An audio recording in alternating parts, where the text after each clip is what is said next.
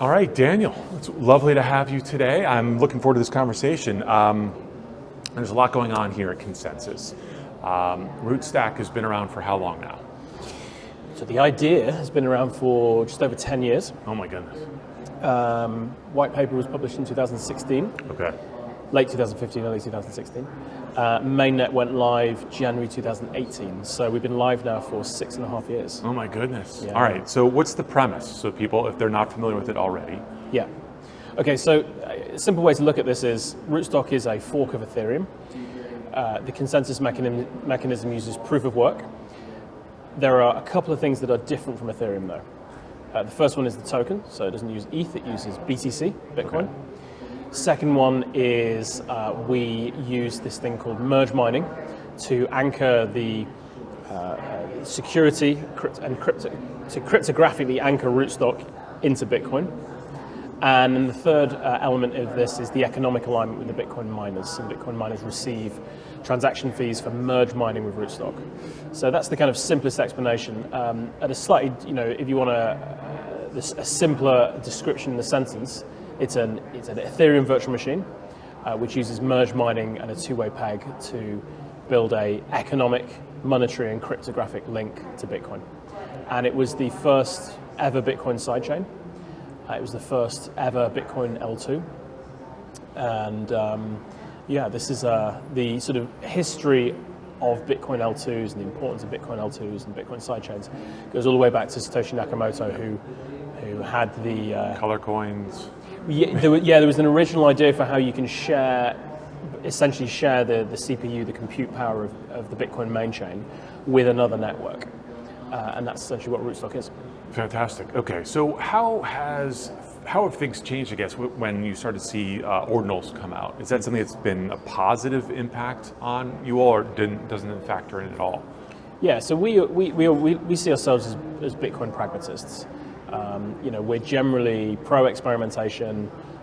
We are generally interested and excited with any wave of development activity or any use case which brings new activity to Bitcoin. Our view is that generally speaking, the Bitcoin main chain is very good at a couple of things, and it should be kind of left for those things. You don't necessarily need to launch new assets on the Bitcoin network or push for hard forks in the Bitcoin network or anything like that, because all the experimentation that you would want to do on Bitcoin, you can do on layer 2s and sidechains like Rootstock. Keeping Bitcoin itself, the kind of simple, secure sort of cryptographic machine that it is, good at storing value, good at transferring value, leave it for that. Use that cryptographic power to secure other networks like Rootstock. It's kind of generally how we look at it. Specifically on ordinals and runes though, I think this is great. It's brought a lot of excitement and energy to the Bitcoin ecosystem. Oh yeah. It's brought some conflicts as well. But yeah, I think it's super interesting. For me, when I think about some of the teams, some of the interfaces that are being built, some of the use cases around runes and ordinals, it can at times sometimes look like play, right? Yeah. Look a little bit silly. But if you scratch the surface, you can see the interface and the model for real-world assets right there on the most decentralized, most secure network in the world, which is Bitcoin. So yeah, we personally, I think it's great. I think it's great. It's fascinating because there's so many different layers to this that you sort of already started to go down the path of proof of work versus proof of stake. And there's groups still out there. When Ethereum finally moved to proof of stake, it was this major coup for people that are like worried about energy consumption, things like that. Sure. There's not a ton. There's still a good many old school cryptocurrencies that are using proof of work. Do you think it's ever feasible that you're going to get a collective mass of people that are going to say, okay, let's move Bitcoin to proof of stake? Well, it's an interesting question. So even if you could get broad agreement that would be something that people would like to do, technically speaking, you wouldn't be able to achieve it. You have to fork, right? Yeah. which Right. Creates all sorts of issues. which creates all sorts of issues, because then you've got two different. You've not only forked the network, you've forked the community, you've forked the developer interests, you've kind of fragmented the whole sector. On the energy question specifically, it's a really interesting one. Prior to leading RootstockLabs, I worked in renewable energy, and I have a multitude of different views on this. The first one is you have to have a debate about, with the looming climate crisis, you have to have a debate around what, as a civilization, we want to be spending energy on. And I think there's a valid debate to be had as to whether Bitcoin is or isn't a valid use of energy. I happen to think it is. I also think there's a debate to be had around as a decentralized network, Bitcoin can't control in any way, shape or form the energy sources that miners are using. That's not, Right. at a very fundamental level, that's not how this game works, right? But you can incentivize and encourage miners to use different energy sources, and a number have made the switch. There have been hard incentives and soft incentives. The soft incentives are companies and protocols wanting to work with miners or access green Bitcoin, which has been mined using renewable energy. The hard incentives are governments basically regulating to ensure that miners are using renewable energy, or in the extreme case, shutting miners down. Now, I don't think that's a good route for anyone, but I think I just go back to my original point, which is that there's a legitimate debate to be had around whether Bitcoin is a good use of the world's resources. And again, I happen to believe it really is. Now, where Rootstock fits into this is really interesting. So there is no additional proof of work compute power required from Bitcoin to secure Rootstock. So a simple way to think of this is you get two networks are secure for the price of one. Fascinating. Right? Yeah. So I think that's what, if you look at that, you can say, okay, we could have multiple proof of work networks that are using a merge mining approach or a similar approach to Rootstock, recycling, if you will, the proof of work compute power that Bitcoin's using for a wider number of use cases and applications than just Bitcoin transfer store of value, which is exactly what Rootstock does. Then you can start to say, okay, there might be other applications for leveraging the security and compute power of Bitcoin that are not just blockchains, right? And then you start to see Bitcoin in this light that at RootstockLabs we've seen for many years now, which is, I sometimes when I'm describing it to people who are not familiar with the crypto space, I sort of say there's this wonderful decentralized machine, this network. No one controls it, no one owns it, and it is the most cryptographically secure thing that exists on the planet. There are countless applications for that, way beyond blockchain. Blockchain applications. I mean, and so I think there's a route there where you can start to say, we're spending a lot of energy as a civilization on Bitcoin, but we're spending it to secure our entire global economy. Maybe that makes sense. Maybe that's a worthy use of energy. But I have to admit, I personally, I struggle with some of the cultural and let's call them religious kickback against any questioning of Bitcoin's energy consumption, because I think it's valid. No, it's true. It should be. There needs to be a debate. Exactly. It's valid and it's okay. I just think that what often happens is, for people for whom Bitcoin is, nearly sacred, questioning of its underlying structure becomes a threat to its sort of decentralized reality. And it's perceived not as a legitimate debate around energy use, it's perceived as a direct threat on, economic freedom and decentralization. And then that then becomes reject all arguments. And I don't think that, frankly, that's not facts and evidence informed debate, and it's not really a discussion based in science and physics. It's a debate based in religion. And I think that's a little bit unhelpful. No, valid, absolutely. There you go. You got the long answer. No, and I appreciate that. It's fantastic to hear your thoughts on that. So, what brought you into this space from the onset? Yeah, so it's funny you should ask this.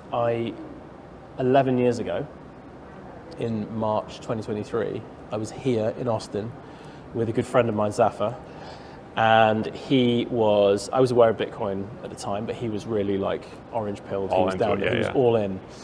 And he was like, you have to take this seriously. This is really important, you know. And I was like, yeah, you know, I'll figure it out, you know.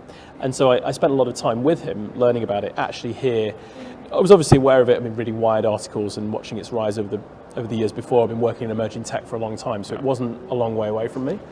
But it was actually in Austin that I started going to talks and conferences and learning more about it. And I was like, hey, this is interesting. And that was kind of, you probably call that the beginning of my journey. I'm simplifying it. It's the beginning of my journey. I started holding Bitcoin in like 2016, 2017, and other assets as well, mainly ETH. You know, so I was kind of aware of that moment. I was aware of the emergence of Ethereum back in 2014, 2015. I knew some people that were building some of the first protocols on Ethereum. But it wasn't until 2020 when I met the founders of what was then IOV Labs, now RootstockLabs, that I was like, I'd been, as an emerging technology, I've worked in emerging technology for 15 years, defense tech, renewable energy, IoT, hardware, but it wasn't until 2019, 2020, I was like, I need to get into this. We're at the beginning of a very long, very disruptive sort of techno-economic revolution here, and I'm kind of in for the journey because it's super interesting, super exciting. That's fascinating. So speaking of disruption, sure. You and your team are in a hackathon room right now. So what are you all working on? What are you hoping to elicit from people? All these great bright minds back there. Yeah, so hackathons are great because, especially at conferences like this, there's a lot of money being spent. There's a lot of teams kind of, selling their products and all this kind of stuff. But it's really in the hackathons that you actually engage with the people that, certainly at RootstockLabs, are the audience that matters most to us, which is developers. I mean, RootstockLabs exists to get people to build on Rootstock, to make Bitcoin work for everyone. And it's the developers that are the first step in that journey, who are actually, finger on keypad, actually like writing code and building decentralized applications. So yeah, it's super interesting for us. There's 400 developers in that room next to us. There's a lot of money at stake. It's really exciting. It's kind of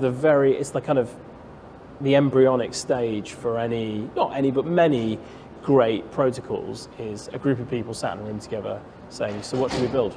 Dreaming and building, dreaming, building, and dealing with problems and trying to overcome them as a team, and building something new. So yeah, we're here. I mean, our work is basically to get as many people as possible to build on Rootstock and to grow this amazing ecosystem. And hackathons like this are the best way to do it. Very cool. Any last thoughts that you want to bring up? Yeah. So I mean, it's been.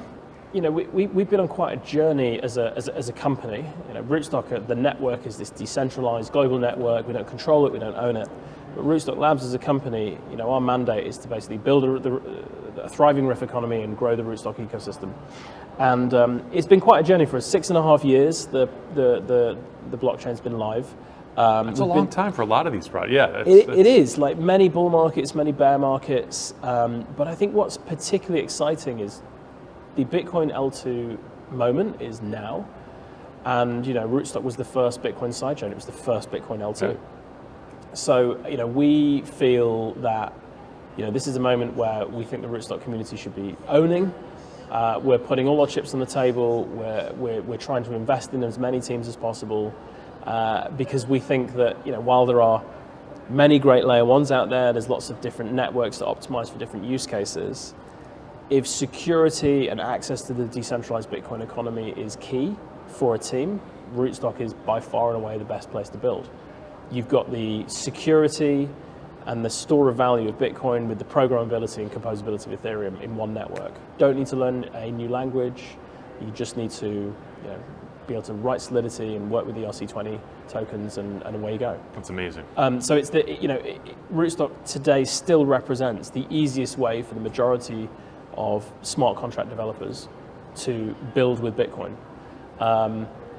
So yeah, this Bitcoin L2 moment has been a big one. We are excited by it, for sure. We've actually been collaborating a little bit with the Stacks team in getting the message out there. We are building bridges with Lightning, so we're trying to make this, this is an open source, decentralized community. We're trying to build bridges between the different Bitcoin L2s, but we're also aware of, the innovation that's happening in the space, teams building things that we had never conceived of. We're also aware of the threats from some of these new teams who are, not necessarily building credible projects, where the game is ready to sort of jump on the hype and say that, it's Bitcoin L2 and launch it. And there's already been a couple of cases of some quite scammy projects out there, and we're concerned about this. Obviously, as one of the leading proponents of Bitcoin L2s, we want to make sure that fundamentally the consumers, the investors, the DeFi advocates who are interfacing with these Bitcoin L2s kind of know what they're working with, know that the project is real, know that the team is real, know that the claims the team is making are real. And even today, some of the larger, newer L2s, they're playing a little bit fast and loose with the truth. So I think increasingly we're going to be probably a little bit more vocal about this, because we don't want a Bitcoin L2 burn down to be taking the rest of us down with it. Yeah, I mean, we've seen that cycle so many times before, so it's just hopefully it won't happen again. But my goodness. Well, thank you so much for your time. I really appreciate it. Thanks so much. Appreciate it. Thank you. Excellent.